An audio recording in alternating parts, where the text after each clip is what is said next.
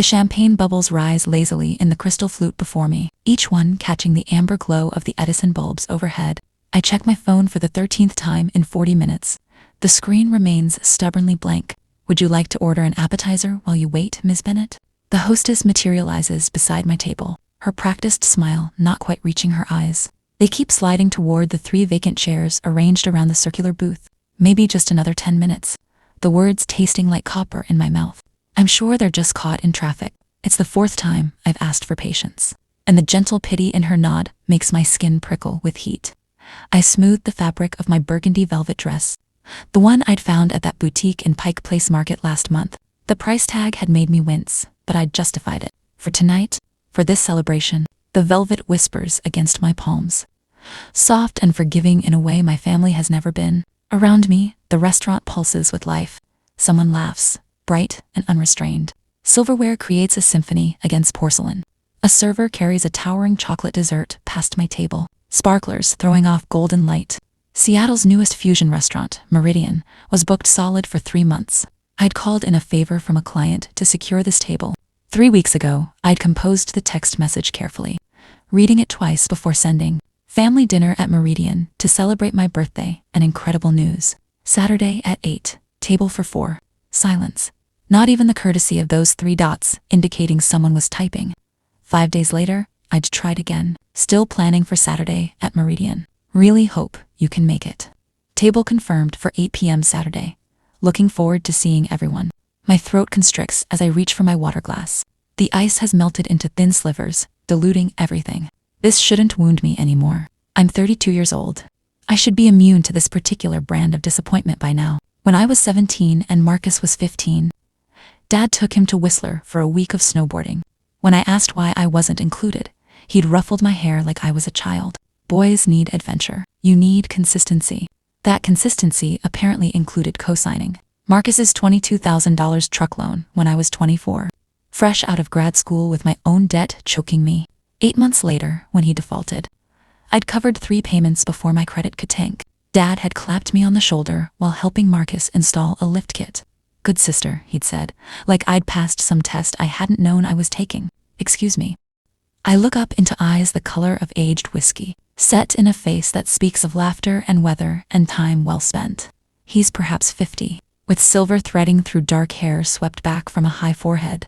His navy suit jacket hangs open over a crisp white shirt, and there's a leather-bound journal tucked under one arm. I don't mean to intrude, he says, his voice carrying the warmth of aged scotch, but I noticed you might be celebrating something special tonight. He gestures toward the small, flourless chocolate cake Staff had placed on my table earlier, a single unlit candle piercing its dark surface. It's my birthday, I admit, surprised by my own honesty. Then, allow me to wish you a very happy birthday. He pauses, reading something in my expression that makes his own soften. Would you mind terribly if I joined you? Just until your party arrives. Every social instinct screams that I should politely decline. Instead, I find myself gesturing to the seat across from me. I'm Natalie. James, he settles into the booth with the ease of someone comfortable in his own skin. I'm a photographer. Documentaries, mostly. Stories about resilience and transformation.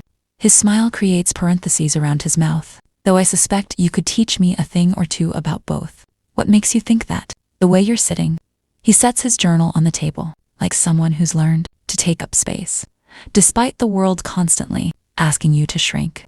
The accuracy of his observation startles a laugh from me. Do you analyze every stranger you meet? Only the interesting ones. He signals the server, who approaches with a lighter match. When I nod, the server lights my single candle. Its flame reflects in James's glasses as he asks, "So what brings someone like you to Seattle's hottest restaurant on a Saturday night, dressed beautifully and waiting so gracefully?" I hesitate, then decide the truth is simpler than constructing elaborate fiction. I just closed a distribution deal for my company, 6 figures worth. Thought my family might want to celebrate with me. Understanding blooms across his features, and they're running late. They're not coming. The words emerge cleaner than I expected, like lancing a wound. They never even acknowledged my messages. Then they're missing something remarkable. James leans forward, genuine interest radiating from him. Tell me about this company that earned such an impressive deal. For a heartbeat, I consider deflecting. Then something loosens in my chest. Some tightly wound spring I've been holding compressed for decades. Why shouldn't I celebrate this triumph? Why shouldn't I share it with someone who actually seems to care? Cascade Coffee Roasters, I say, feeling my face transform into a genuine smile.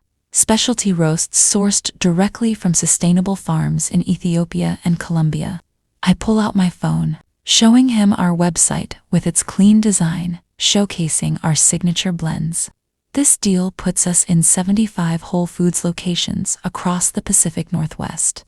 Extraordinary, James says, studying the images with real attention. When he looks up, his admiration feels like sunlight breaking through Seattle's perpetual clouds. Someone should absolutely be celebrating your brilliance tonight. His words unlock something in my ribcage. As I blow out my candle, I make a different wish than I'd planned an hour ago. Not for my family's recognition, but for the courage to stop begging for it. I won't beg for their attention anymore, I whisper, more to myself than to James. The hardest wisdom, he says gently, is understanding that some people can't give what they've never possessed themselves. The server returns with 2 forks for my cake.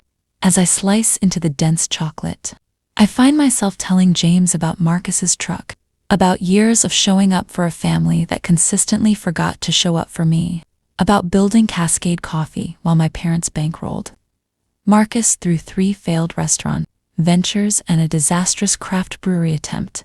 The strange thing is, I say, I still love them, despite all of it. Love and boundaries aren't enemies, James replies. The healthiest love demands boundaries. As we share cake beneath Meridian's warm lighting, I realize a stranger's genuine interest has made this birthday more meaningful than any family gathering could have been. For the first time in years, and suddenly, that's enough. 3 years dissolve like sugar in coffee. Morning light floods my apartment's floor-to-ceiling windows, turning Elliott Bay into hammered silver. Mount Rainier rises in the distance, snow-capped and eternal. I cradle my coffee mugga custom blend James introduced me to during that first year together, and scroll through notifications on my tablet. Yesterday's podcast interview has gone viral. 200,000 downloads and climbing. From kitchen experiment to multi-million-dollar brand, the Cascade Coffee story, the comments section overflows with encouragement and questions. One reads, "She's revolutionizing the specialty coffee industry. If only they knew how revolutionary it felt to finally revolutionize my relationship with family." My phone vibrates. The name on the screen makes my stomach clench reflexively, a Pavlovian response. I haven't quite unlearned, Mom. We've exchanged perhaps 20 words in 3 years, obligatory holiday texts, 1 awkward brunch that lasted exactly 47 minutes. I consider letting it ring through to voicemail. Then I swipe to answer. Hello, Mom. Natalie, darling. Her voice drips with honey she never offered when I needed sweetness. Did you get my texts? I sent 3. I've been busy with Marcus is engaged. Can you believe it? Our boy, finally ready to settle down with Amanda. We're planning the most beautiful wedding, and we'd love your input on everything. I grip the mug tighter. That's wonderful. When's the wedding? August, waterfront venue, 300 guests. Listen, sweetheart. Her tone shifts, becoming simultaneously casual and calculated. Your father and I have been talking. This would be perfect timing for a Bennett family venture. Venture. The word sits between us like a chess piece, waiting to reveal its true purpose. Your brand combined with our family legacy, Bennett and Sons Coffee. Doesn't that sound distinguished? We've always supported your dreams, honey. This is just the natural next step. The lie burns more than the coffee. I stare at the ink magazine on my coffee table, featuring Cascade Coffee's profile. The headline reads, "Brewing Success: How One Woman Built an Empire on Her Own Terms." I need to think about that, I manage, keeping my voice level. Of course, darling. Call me back tonight. After we disconnect, a text appears from Marcus. Hey sis, huge news about the engagement. Also, my restaurant concept needs investors. to $5 gets you in on the ground floor. Imagine coffee and fine dining partnership. Let me know ASAP. I set my phone face down on the reclaimed wood table. The view of Elliott Bay suddenly feels less like freedom and more like isolation. By afternoon, I'm in my office reviewing archived emails. There's a folder I haven't opened in years, simply labeled Family. I click through, watching the pattern emerge like time-lapse of mold spreading across bread. Marcus's graduation party that I paid for, $8,000. His first restaurant attempt that I invested in, $35,000. Dad's boat repairs after Marcus damaged it, loan for Marcus's down payment. I open a new spreadsheet. Title it, Bennett Family Financial Archive. Line by line, I document every instance of silent support. The numbers climb like fever, $67,000 of unacknowledged, unreturned, and completely forgotten generosity. This isn't revenge. I tell my reflection in the darkening window. This is clarity. My business partner, Chen, knocks before entering with quarterly projections. Everything all right? He asks. Family complications. I close the laptop. If Marcus or my parents contact you about business opportunities, investment requests, or partnerships, please direct them back to me. Chen nods, understanding more than I've said. Legally, you're under no obligation to mix family with business. In fact, I'd advise against it. I know, I say, grateful for his discretion. My phone lights up with a text from James. Saw the ambush coming. Coffee after work. Proud of you for holding your ground. Another text follows from my friend Sierra, who manages social media for Cascade. Marcus posted about family supporting family on Instagram. Passive-aggressive much. Want me to handle it? I smile despite the tension in my shoulders. Let it breathe. I'm not engaging. That evening, I draft an email that feels both professional and final. I attach the spreadsheet showing $67,000 in documented support.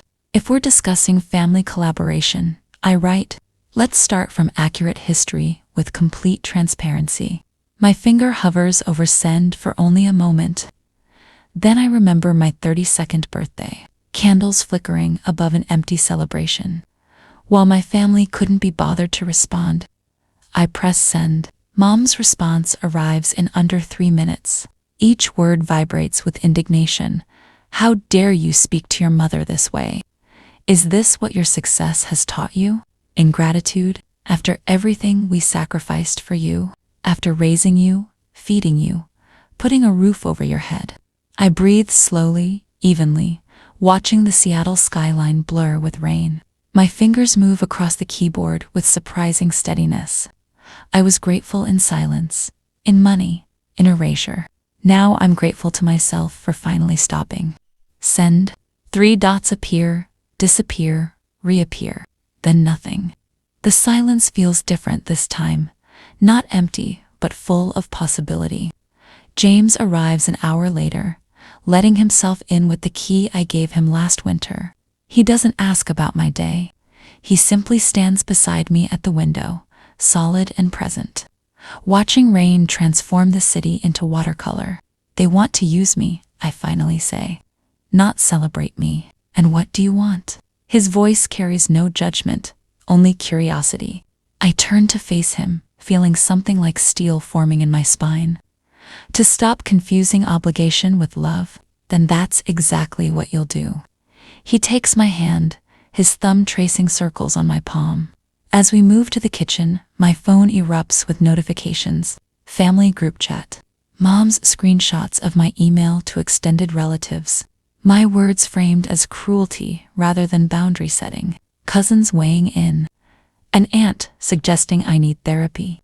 Marcus posting vague Facebook updates about fake family and success changing people. For the first time in my life, I silence the notifications, not in anger, in peace. 5 days later, my assistant's voice crackles through the intercom, interrupting our expansion meeting. Ms. Bennett, your mother and brother are here.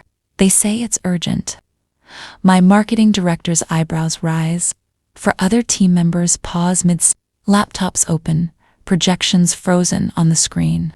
Please tell them I'm in a meeting, I reply, keeping my voice steady. I'll be available in approximately 90 minutes. The intercom clicks again. They insist on waiting. They brought a pause, almost apologetic. They brought flowers. Familiar tension coils in my shoulders. My family never visited during the 3 years. I operated Cascade Coffee from a shared kitchen space, roasting beans at midnight after my day job. Now that we occupy an entire floor in a converted warehouse with exposed brick and our name on the building directory, they've discovered urgent reasons to appear. 10-minute break, everyone, I announce, setting down my laser pointer with deliberate calm. Michael, have the Portland expansion figures ready when we resume. In the reception area, Mom clutches a cellophane-wrapped bouquet of Lila, my least favorite flower. Though she's never bothered to learn this, her hair is freshly highlighted, caramel and gold, and her designer handbag probably cost more than my first month's rent 5 years ago. Marcus stands beside her in artfully distressed jeans and a leather jacket that screams, I'm casual, but this cost $1,000.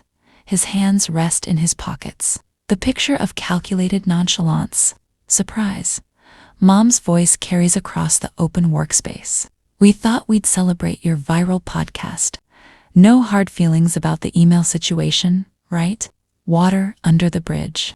My receptionist watches with undisguised interest. 2 graphic designers glance over from the kitchenette area, coffee cups frozen halfway to their mouths. How thoughtful, I say, maintaining composure while acutely aware of my team witnessing this performance. Let's talk in the conference room. Mom's gaze sweeps across our space, cataloging the value, custom light fixtures, professional espresso bar, the gallery wall featuring magazine covers and awards. Marcus pauses at our product display, examining bags of our signature Ethiopian roast. You must be making bank on these, he comments, picking up a bag and checking the price tag. $32 for coffee. Damn, sis. My marketing director emerges from her office. Marcus, he says with practiced professionalism. Amanda, good to see you both again. Looking sharp, Marcus replies with his trademark smile, still helping my sister spend her money on advertising. Director of brand development now, Amanda corrects, her smile never wavering. Excuse me. I guide them toward the small conference room, away from curious eyes. Mom runs her manicured nails along the edge of our custom conference table. This table alone probably cost, she murmurs. Once the door closes, I remain standing while they settle into chairs. This is my workplace, not a family reunion venue. Why are you actually here? Mom arranges the lilies on the table, hurt flickering across her features. Can't we visit our successful daughter without ulterior motives? The last time we spoke, I remind them, Marcus asked for $250,000. The time before that, you suggested Cascade Coffee should become a Bennett family brand. Forgive my skepticism. Mom's expression hardens. You've changed. Success has made you cruel. I haven't changed, I counter. I've just stopped pretending this relationship is something it isn't. Marcus leans back, spreading his arms across the chair backs. Come on, Nat, we're family. That has to count for something. The word family hangs between us. Weighted with years of motorcycle repairs I financed, business ventures I funded, birthdays they forgot, achievements they ignored. Yes, family should count for something. It should mean showing up without expecting payment. It should mean celebrating without calculation. It should mean love without invoices attached. Mom's eyes narrow. After everything we sacrificed for you, what specifically did you sacrifice? The question escapes before I can moderate it. When I needed help with my first business loan, you said I was too risky. When I worked 3 jobs to launch Cascade, when I asked you to my birthday dinner 3 years ago, the dinnerware, all this started. Your phones apparently stopped working simultaneously. Marcus shifts uncomfortably. That's not fair. What's not fair? I interrupt, my voice steady. is using family as currency only when there's profit involved. What's not fair is showing up with flowers only after success makes me useful. We've always been proud of you, Mom insists, but her eyes drift toward the door. Recalculating her approach, I believe you, I say, softening slightly, but pride without presence is just words. I'll always love you both, but Cascade Coffee isn't a family ATM. My success doesn't automatically create your access. Mom gathers her handbag, straightening her spine. I see we've caught you at a difficult time. Any time you arrive with expectations instead of genuine connection will be difficult, I reply. They leave with stiff goodbyes and promises to talk soon, through the glass walls. I watch them cross the reception area. Mom's posture rigid with indignation. Marcus's stride radiating frustration. When the elevator doors close, I exhale fully for what feels like the first time in an hour. My phone buzzes. James, proud of you. Dinner tonight. I'm cooking. Another text from Chen. Taking the afternoon meetings. Take time if you need it. Sierra calls 5 minutes later. I heard through Amanda. Better than I expected, I answered truthfully, surprised by how much I mean it. That evening, I draft an email declining Marcus's wedding invitation. I attach a generous but appropriate gift card, $500, not the $5,000 they probably expect. I establish clear communication boundaries for future interactions with my parents. My financial advisor helps me set up a trust for genuine emergencies, medical crises, true disasters, but nothing else. When I finish, I pour a glass of Pinot Noir and stand at my apartment windows, watching Seattle's lights emerge as twilight deepens. For the first time, I understand that boundaries aren't walls built from bitterness. They're fences constructed from self-respect, with gates I control. Later, scrolling through Instagram, I see Marcus's new post. Some people forget where they came from. Success without family is just loneliness. Already, relatives are commenting, creating a narrative where I'm the villain. My thumb hovers over the keyboard. A dozen responses form and dissolve in my mind. Then James's text arrives. Your truth doesn't need defending. Your peace doesn't require their approval. I set my phone down, choosing dignity over defense. The chapter of apologizing for my boundaries has ended. The story of living authentically has finally begun. 18 months later, birthday candles flicker across my kitchen island, casting warm shadows across the faces gathered in my home. James stands beside me, adjusting his glasses with that small smile I've come to love. His hand rests comfortably on my lower back. Sierra raises her wine glass, the amber liquid catching candlelight. To building the family you deserve and the future you've earned.